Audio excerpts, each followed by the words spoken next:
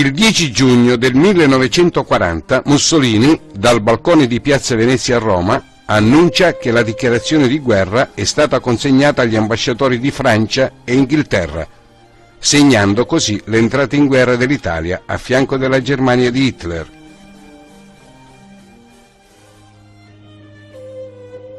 Il 14 gennaio del 1943, durante la conferenza di Casablanca, che durò 8 giorni, i capi di governo alleati decisero l'apertura di un secondo fronte per alleggerire il fronte russo, così come aveva chiesto ormai da tempo Stalin. Prese corpo quindi il piano di attacco all'Europa partendo dalla Sicilia. Il 10 luglio del 1943 ebbe inizio la cosiddetta operazione Husky, cioè l'invasione della Sicilia. La settima armata americana di Patton raggiunge le spiagge di Gela, Licata e Scoglitti, mentre l'ottava armata inglese di Montgomery sbarca lungo le coste della Sicilia sud-orientale. In pochi giorni giungono sull'isola 181.000 uomini. Si portano dietro 1.800 cannoni, 600 carri armati e 14.000 automezzi.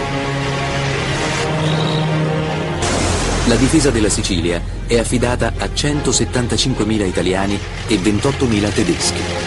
Altri 57.000 uomini sono addetti ai servizi. Fanno parte della sesta armata del generale Alfredo Guzzoni, comandante di tutte le forze militari nell'isola. In quella Sicilia del 43 il popolo subì una lunga sfilza di restrizioni, dalla repressione dei reati nonari al razionamento del pane, che fece proliferare il mercato nero. Il generale Mario Roatta aveva emanato un comunicato, fatto affiggere sui muri delle città siciliane, che portava la data del 5 maggio 1943, poco prima che sbarcassero gli americani, dal titolo Siciliani, il cui testo conteneva anche le seguenti frasi: strettamente, fiduciosamente e fraternamente uniti, voi fieri siciliani e noi, militari italiani e germanici delle forze armate Sicilia, dimostreremo al nemico che qui non si passa.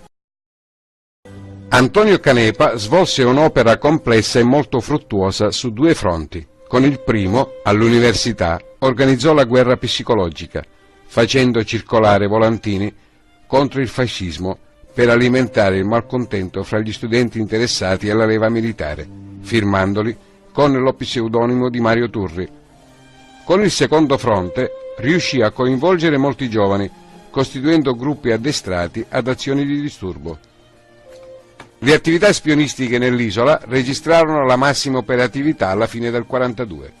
Gli inglesi continuavano a servirsi dei giovani siciliani messi in collegamento dal Canepa, alcuni dei quali furono addirittura fatti arrivare fino a Livorno, per poi essere imbarcati clandestinamente sui sommergibili inglesi e condotti a Londra per essere addestrati alla guerriglia. I servizi segreti della Marina presero contatto col boss del porto, Joseph Sox Lanza. Quando si vide davanti con gli ufficiali dall'aria misteriosa, Lanza li spedì da Frank Costello. Costello li lasciò parlare e poi li indirizzò da Meyer Lansky. Lansky ascoltò la loro proposta, alzò gli occhi al cielo e disse che solo Lucky Luciano poteva decidere su un affare simile. La collaborazione con la mafia si sarebbe estesa allo sbarco in Sicilia, la più grande operazione navale mai tentata nella storia. Si racconta di un carro armato solitario che avrebbe raggiunto Villalba. Secondo la leggenda, un militare avrebbe chiamato col megafono Don Calogero Vizzini e gli avrebbe consegnato il segnale di collaborazione con la mafia, un fazzoletto con la L di Lucky Luciano. Ma non c'è bisogno di questa leggenda. In piena zona di guerra, un combat cameraman riprese dal vero il barchino di un pescatore che portava un uomo d'onore a bordo di una nave militare. I reparti speciali per la guerra psicologica fecero il resto, inviando i messaggi giusti nei posti giusti. Nei territori liberati si formò il governo militare alleato guidato da Charles Poletti, arruolato col grado di colonnello. Davanti agli alleati diversi padrini si presentarono come antifascisti. Per ordine di Poletti alcuni vennero nominati sindaci. Venivano valutati come uomini in grado di mantenere l'ordine e questo ai generali bastava.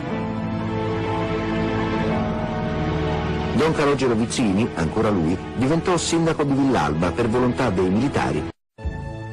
La mafia invece continuava a non esistere. La condanna a 30 anni di Lucky Luciano evaporò nell'aria. Anzi, qualcuno propose per lui una medaglia del Congresso, quasi fosse un eroe di guerra. La pratica per la medaglia fu presto dimenticata. Luciano venne spedito in Italia, in esilio, ma da uomo libero.